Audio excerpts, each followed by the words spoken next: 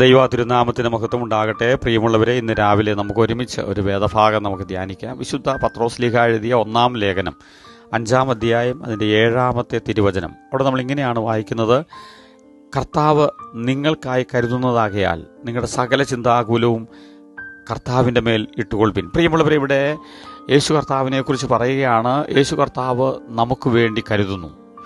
പ്രിയമുള്ളവർ, നമ്മൾ നമ്മുടെ മക്കൾക്ക് വേണ്ടി കരുതാൻ ആഗ്രഹിക്കുന്നു. പലപ്പോഴും നമുക്ക് സാധിക്കുന്നില്ല.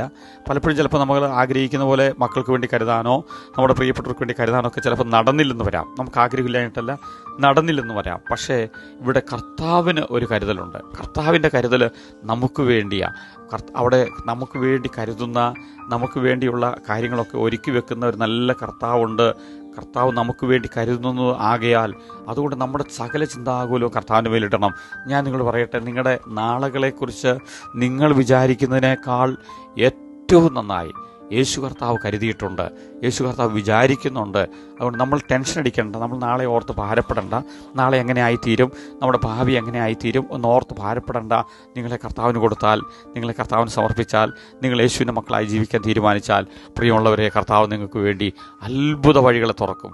ഒരിക്കലും സാധ്യമാകാത്ത ചില വഴികളെ കർത്താവിന് നിങ്ങൾക്ക് വേണ്ടി തുറക്കാൻ കഴിയും. നിങ്ങളുടെ കുഞ്ഞുങ്ങൾക്ക് വേണ്ടി തുറക്കാൻ കഴിയും. നിങ്ങളെ കർത്താവ് അത്ഭുതകരമാക്കി നടത്താൻ കഴിയും.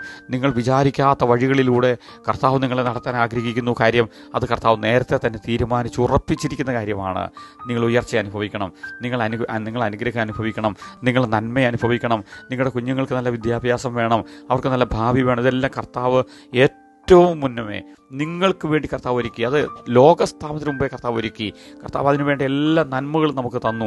നമ്മുടെ അനുഗ്രഹം നമ്മൾ അനുഭവിക്കുന്നതിന് വേണ്ടി അതിൻ്റെ എല്ലാ തടസ്സങ്ങളും കർത്താവ് മാറ്റി നമ്മളെ നീതിമാന്മാരാക്കി പരിശുദ്ധാത്മാവിനെ നമുക്ക് തന്നു.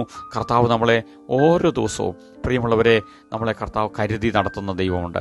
നമുക്ക് വേണ്ട ആരോഗ്യം, നമുക്ക് വേണ്ട ആഹാര സാധനങ്ങൾ എന്ന് വേണ്ട, നമുക്ക് വേണ്ട വിദ്യാഭ്യാസം, നമ്മുടെ വസ്ത്രം, നമ്മുടെ പാർപ്പിടം, ഇതെല്ലാം കർത്താവ് ഒരുക്കിയിട്ടുണ്ട്. ഇതെല്ലാം കർത്താവ് നമുക്ക് വേണ്ടി കരുതിയിട്ടുണ്ട്. അതുകൊണ്ട് ഇനി ഭാരപ്പെടേണ്ട കാര്യമില്ല, ഇനി പ്രയാസപ്പെടേണ്ട കാര്യമില്ല. നമ്മൾ ചിന്താകുലരാകേണ്ട, നമ്മൾ ടെൻഷൻ അടിക്കേണ്ട. നിങ്ങളുടെ എല്ലാ ചിന്തയും കർത്താവിന് കൊടുക്കുക. നിങ്ങളുടെ എല്ലാ ഭാരവും കർത്താവിന് കൊടുത്ത് നമുക്കിന്ന് ഒരുമിച്ച് സന്തോഷത്തോടെ കർത്താവിൽ വിശ്വസിക്കാം. കർത്താവ് ഒരുക്കിയിരിക്കുന്ന നന്മകൾ നമുക്ക് അനുഭവിക്കാം. കണ്ണുകളടയ്ക്കാം, പ്രാർത്ഥിക്കാം. ഞങ്ങളുടെ പ്രിയ പിതാവേ, അങ്ങ് ഞങ്ങൾക്ക് വേണ്ടി ഒരുക്കിയിരിക്കുന്ന ആ നന്മകൾ, കർത്താവെ, ആ ഉയർച്ച, ആ എല്ലാ നന്മകളും ഞങ്ങൾ അനുഭവിക്കാൻ പിതാവെ അവിടുന്ന് ഞങ്ങളെ കർത്താവ് സഹായിക്കുന്നതുകൊണ്ട് സ്തോത്രം. ഞങ്ങൾക്ക് കർത്താവെ, ആ കർത്താവിൻ്റെ കൂടെ നിന്ന് ഞങ്ങളിതെല്ലാം അനുഭവിക്കാൻ കർത്താവെ അവിടുന്ന് ഞങ്ങളെ സഹായിക്കണം. ഞങ്ങളുടെ സകല ചിന്താകുലവും ഇന്ന് രാവിലെ ഞങ്ങൾ കർത്താവിൻ്റെ കയ്യിൽ ഏൽപ്പിക്കുന്നു. ഞങ്ങൾ ടെൻഷനില്ലാതെ ജീവിക്കാൻ കർത്താവ് ഞങ്ങളെ സഹായിക്കുന്നതുകൊണ്ട് സ്തോത്രം. കർത്താവ് അങ്ങനെ ചെയ്തുകൊണ്ട് നന്ദി പറയുന്നു, യേശുവിൻ്റെ നാമത്തിൽ തന്നെ, ആമേൻ. പ്രിയമുള്ളവർ, നമുക്ക് കർത്താവിൽ വിശ്വസിക്കാം, ടെൻഷനില്ലാതെ ജീവിക്കാം.